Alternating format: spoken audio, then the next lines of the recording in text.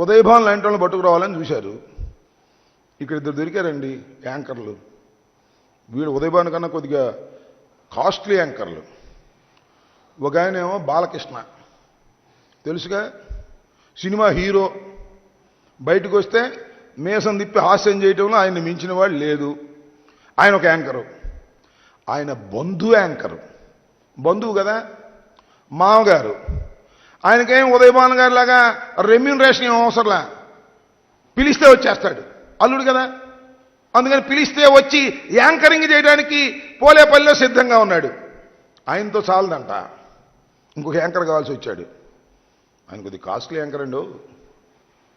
మన బాలకృష్ణలాగా బంధంతో రాడు, ఉదయభాన్ లాగా రెమ్యూనరేషన్తో రాడు.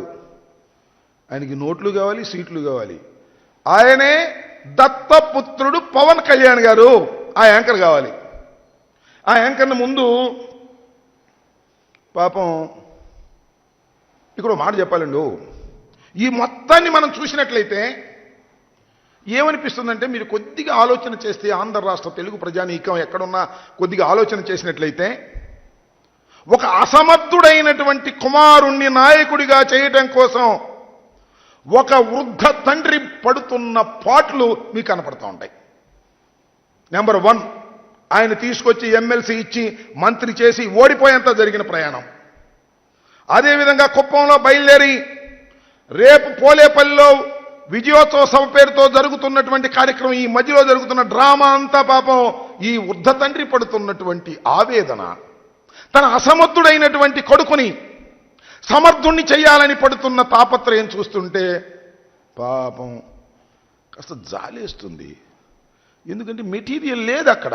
మీ అబ్బాయి దగ్గర మెటీరియల్ లేదు, కానీ ఉన్నట్టుగా భ్రమింప చేయాలని చెప్పేసి ఈనాడులో ఫ్రంట్ పేజీ రాతలు, ఆంధ్రజ్యోతిలో ఫ్రంట్ పేజీ రాతలు, TV5లో వార్తలు, ABNలో వార్తలు, దుమ్ము దులిపేస్తే పెద్దనాయకుడు అయిపోతాడు అనుకుంటున్నారు. నేను అడుగుతానయ్యా, చంద్రబాబు నాయుడు గారు అంత బాగా విజయవంతమైతే మీ అబ్బాయి ఒకరి చేత పెట్టచ్చు, నువ్వు కూడా కలిపి పెట్టచ్చు, బాలకృష్ణ ఎందుకు? అంతకన్నా మించి కాస్ట్లీగా ఉన్నటువంటి మీ దత్తపుత్రుడు యాంకరింగ్ ఎందుకు అని అడుగుతా ఉన్నా. ఇవాళ దత్తపుత్రుడు యాంకరింగ్ గురించి చెప్పాలి. ఇక్కడ ముందు పాపం అడిగారు చంద్రబాబు నాయుడు గారు, మా అబ్బాయి నాయకుడిని చేయాలనుకుంటున్నాను, యువగణం విజయవంతం కాలేదు, నువ్వు వస్తే ఆఖరిలో బాగా జనం కూడా వస్తారు, నువ్వు రమ్మని అన్నారు. అన్నాడు ఆయన. నేను రానన్నాడు. ఎందుకు రానన్నాడు తెలియదు. మళ్ళా ట్రై చేశారు. ఎవరి ద్వారా? నాదెళ్ల మనోహర్ గారి ద్వారా. అయ్యా నువ్వైనా చెప్పు, మా అబ్బాయి యోగడం మీటింగ్కి ఎండింగ్కి పవన్ కళ్యాణ్ గారు మా దత్తపుత్రులు వచ్చేటట్టుగా చేయమంటే అన్నాడు. మళ్ళా మొన్న వెళ్ళారండి, చంద్రబాబు నాయుడు ఇంటికే వెళ్ళాడు, అన్నీ మాట్లాడుకున్నాడు. ఏం మాట్లాడుకున్నాడో తెలుసా? సీట్లు, నోట్లు. పాపం ఆ ఉదయభాన్ అయితే ఓన్లీ నోట్లే. మన యాంకర్ అయితే పవన్ కళ్యాణ్ గారికి నోట్లు, సీట్లు 2 కావాలి, 2 మాట్లాడుకున్నారు. అప్పుడు అన్నాయన అన్నాడు. ఇప్పుడు ఒకసారి అన్నాడు, ఇప్పుడు అన్నాడు. రేపు వెళ్తున్నాడంట అక్కడికి. చంద్రబాబు నాయుడు గారి ఆహ్వానం మేరకు కిరాయి తీసుకొని యాంకరింగ్కు వెళ్లే స్థాయికి దిగజారిపోయినటువంటి జనసేన అధ్యక్షుడు పవన్ కళ్యాణ్ గారు గుర్తించమని మనం చేస్తున్నా, రాష్ట్ర ప్రజలను గుర్తించమని మనం చేస్తున్నా, జన సైనికులను గుర్తించమని మనం చేస్తున్నా. ఒక అసమర్థుడైన కుమారుణ్ణి కనకపు సింహాసనమును ఎక్కించాలని ఒక శునకాన్ని ప్రయత్నం చేసే విధంగా తండ్రి ప్రయత్నం చేస్తుంటే, ఆ ప్రయత్నాన్ని, ఈ శునకాన్ని కనకపు సింహాసనమును ఎక్కించేందుకు మన ప్రబుద్ధుడు జనసేన పార్టీ అధ్యక్షుడు వెళుతున్నాడయ్యా. మీ స్థాయి అది. చివరికి అసమర్థుడైనటువంటి లోకేష్, సరే అసమర్థుడు అంటాం ఎందుకులే, ఆయన ఎక్కడ గెలవలేదు, ఈయన ఎక్కడ గెలవలేదు, ఇద్దరు గెలవలేదు.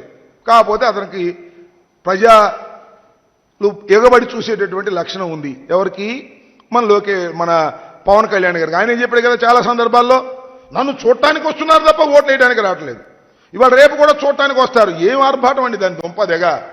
స్పెషల్ ఫ్లైట్లో, స్పెషల్ ట్రైన్లో, స్పెషల్ బస్సులు, కారులు, స్కూటర్లు, మొత్తం మీరు దించేశారు. బాగా ఉంది కదా డబ్బు, దోచేసిన డబ్బు. చంద్రబాబు నాయుడు గారు 14 సంవత్సరాలు ముఖ్యమంత్రిగా చేసి ఈ రాష్ట్రాన్ని దోచుకున్న డబ్బు ఉంది కదా, ఆ డబ్బు పెట్టి రేపు తిరణాలుగా చేయాలని ఆ తిరణాలకి యాంకర్ని తీసుకెళ్తున్నారు. మన బాలకృష్ణ బంధు యాంకరు, క్యాష్ సీట్లు నోట్లు ఉన్న యాంకరు ఈ పవన్ కళ్యాణ్ గారు ఇద్దరు వెళ్ళి లోకేష్ గారు గొప్పోడని చెప్తారా? ఏమో చూడాలి. రేపు మాత్రం చాలా కామెడీ ఉంటుంది సినిమా. ఎందుకంటే